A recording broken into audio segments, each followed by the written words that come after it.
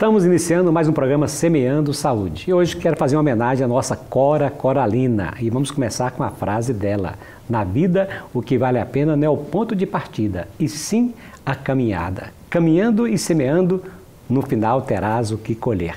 E é por isso que nós estamos aqui hoje, doutor, para poder semear conhecimento na área da saúde para que as pessoas possam buscar ou a prevenção ou o tratamento, né? E para isso nós vamos falar aqui hoje de um dos temas mais importantes, que é prevenção da morte por doenças cardíacas. Mas antes vamos conhecer o nosso entrevistado de hoje, doutor Silvio. Fale para nós um pouco, né, da sua formação acadêmica, da sua experiência. É um prazer recebê-lo aqui, doutor. Seja bem-vindo. O prazer é todo meu, é uma honra estar aqui, agradecer o convite e parabenizá-lo pela iniciativa e pela forma como conduz, né, com muita competência e muita elegância. Para mim é uma honra. Muito obrigado. Eu sou cardiologista e atuo uma área de atuação dentro da cardiologia que é chamada cardiologia intervencionista, hemodinâmica. E eu faço a parte de cateterismo, angioplastia. A minha formação acadêmica, eu fiz a faculdade na Universidade Estadual de Londrina e a residência em Clínica Médica, Cardiologia e Hemodinâmica na USP, Universidade Estadual de São Paulo, em Ribeirão Preto. E o destino me trouxe para Goiânia. Eu sou paulista e quando eu terminei a residência tive um convite para trabalhar em Goiânia. Eu vim para cá em 2005 e fui muito bem recebido nessa terra maravilhosa e tenho muito a agradecer por Goiânia e pelo povo goiano. Oh.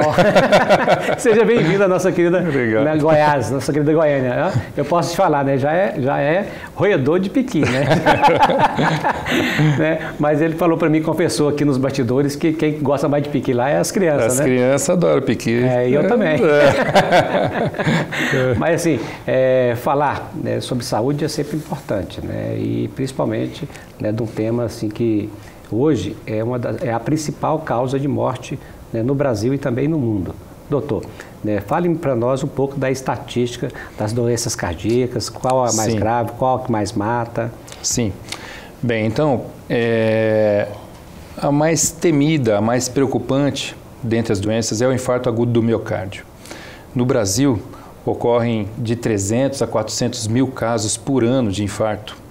E desses, a cada 5 a 7, nós temos, infelizmente, um óbito. Então, a mortalidade é alta, a incidência é alta. Então, todo o trabalho visa sempre a prevenção, né?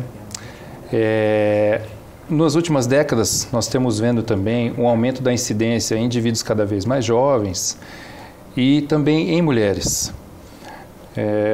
A particularidade das mulheres é interessante porque nas últimas décadas a mulher passou a ocupar um papel de destaque na sociedade, né?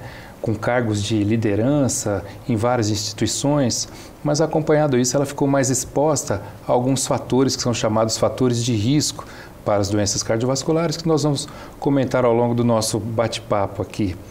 E um outro detalhe também é que a mulher, às vezes, com o passar dos anos, ela fica mais suscetível por questões hormonais, que o doutor sabe melhor que eu, né?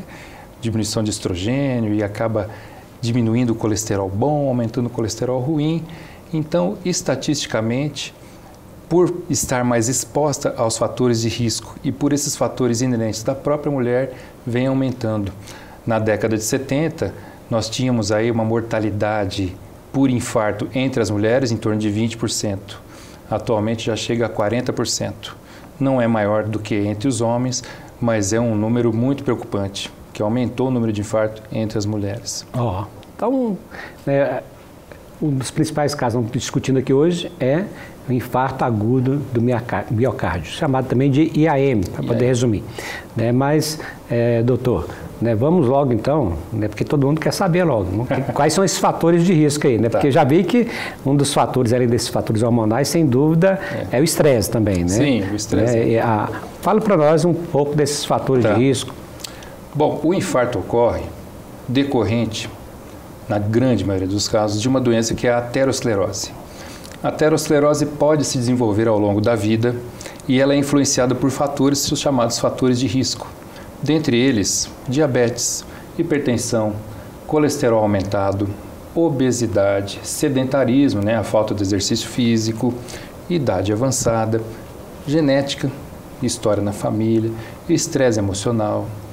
Então, é uma doença que nós dizemos multifatorial. Ela sofre influência desses vários fatores. E a doença aterosclerose, quando compromete as artérias do coração, que são as chamadas coronárias, ela pode desenvolver uma placa de aterosclerose, também chamada popularmente a placa de gordura, e pode se manifestar de várias maneiras. Existem pessoas que têm a doença e não têm sintomas, são os indivíduos assintomáticos. Então, muitas vezes, é uma surpresa. Vai fazer alguns exames de rotina e descobre, e não tinha sintoma nenhum. Mas o mais comum são as anginas, né? Aquele indivíduo que, quando é submetido a um esforço físico, por exemplo, fala: olha, doutor, no meu trabalho eu tenho que subir 2 quarteirões, uma subida, chega lá em cima eu tenho dor no peito. É uma dor tipo um aperto, às vezes passa para o meu braço esquerdo, e quando eu paro, melhora. Isso é um quadro típico de angina estável, melhora com o repouso e é desencadeada por esforço físico ou estresse emocional. Também tem a angina instável, que essa está relacionada a uma gravidade maior, porque ela acontece mesmo em repouso, né?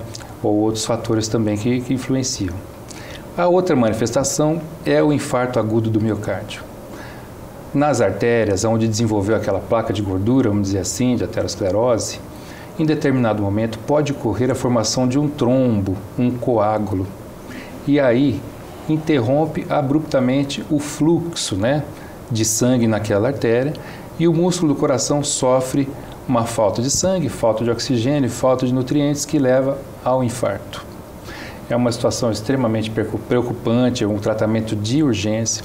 O quadro clínico é mais, vamos dizer assim, mais severo, dor contínua, que não melhora com repouso, pode vir acompanhada de outros sintomas, por exemplo, suor em excesso, a sudorese, falta de ar, chamada de dispneia.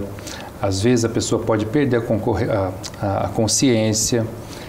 E uma quinta manifestação, vamos dizer, que na verdade não é uma manifestação, é a morte súbita. E essa vem sem dar aviso.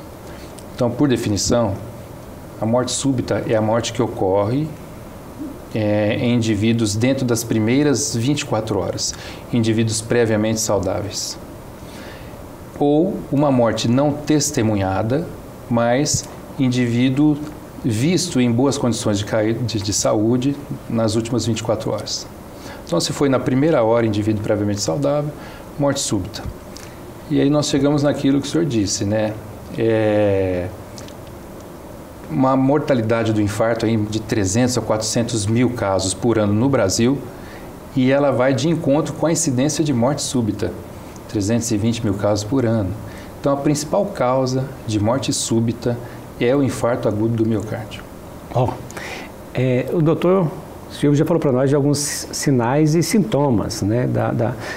Então, doutor, assim, resumidamente, vamos focar mais nesse assunto para que você, quando tiver algum desses sinais ou sintomas, que quando o nosso telespectador deve procurar orientação e tratamento médico ou simplesmente a consulta, né?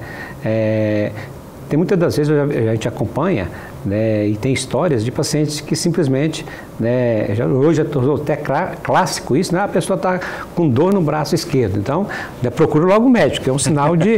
Mas muitas das vezes esse sintoma ele vem com a dor na região epigástrica, a epigastralgia, né, que também é um dos sinais. Mas quais são os principais sinais e sintomas de alerta que devem levar, né, o nosso telespectador a procurar, né, a orientação médica e o tratamento médico? Certo. Bom, o quadro clínico típico é exatamente isso que o senhor falou. Uma dor do lado esquerdo do peito, que pode ser desencadeada por esforço físico ou estresse emocional. Pode passar para o braço esquerdo ou para a mandíbula. E esse é o mais típico, né? Mas nem sempre ele pode vir dessa forma. Principalmente em indivíduos que têm diabetes. E em mulheres, às vezes ele pode ser mascarado ou manifestado de outra forma. Os indivíduos diabéticos, ou às vezes em mulheres, um simples fato de estar ofegante, uma falta de ar, vamos dizer assim, palpitações, já pode indicar, chamar atenção, ou mesmo a dor em outras regiões, que é como o senhor disse, né, na região do estômago, que é a chamada região epigástrica, também são as manifestações atípicas. A gente analisa o contexto como um todo, porque é muito diferente, por exemplo, esse quadro clínico num jovem de 16, 17 anos e um quadro clínico num paciente mais de idade, né, de 60, 70 anos, 80 anos. Então aí nós analisamos os fatores de risco, né? Então, ó, diante de um quadro desse, a pessoa tem, ou você tem um familiar, né?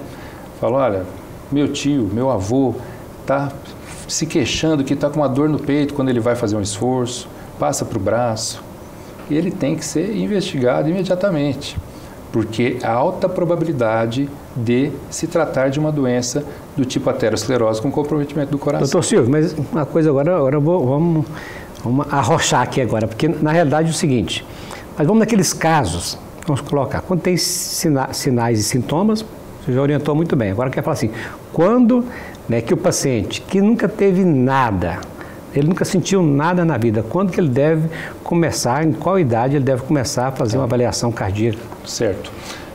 Em virtude da incidência da doença estar cada vez mais em idades, vamos dizer, uma faixa etária menor, atualmente, a partir dos 35 anos, é recomendado que se faça exames periódicos de rotina do coração. Um eletrocardiograma, dependendo do resultado, um teste ergométrico, um ecocardiograma. Porém, indivíduos que vão desempenhar atividades físicas, esportivas, principalmente esporte de alta performance, devem fazer independente da idade.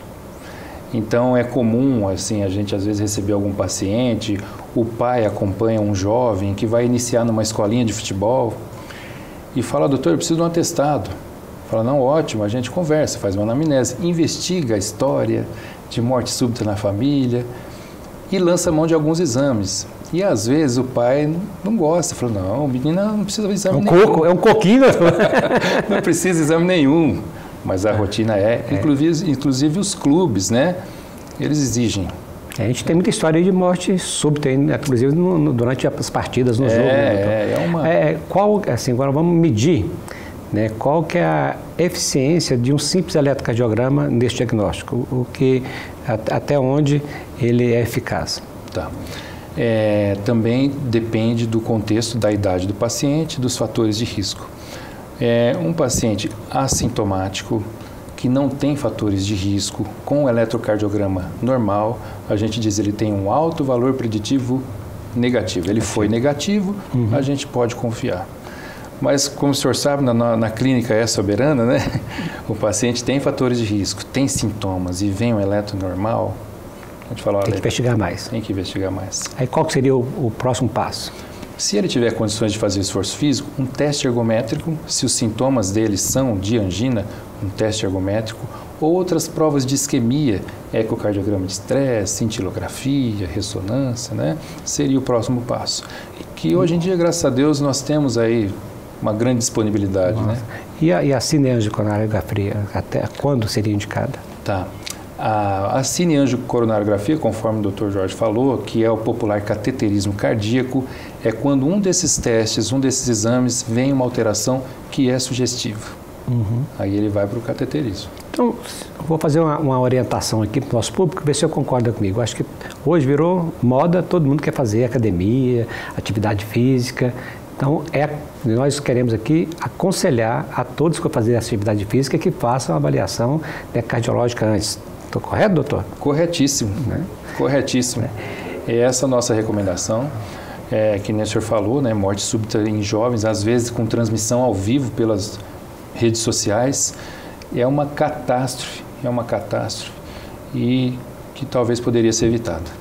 Doutor, então assim, fez os exames, fez o diagnóstico, agora vamos falar do tratamento. Nós estamos numa época da modernidade, está tomando conta.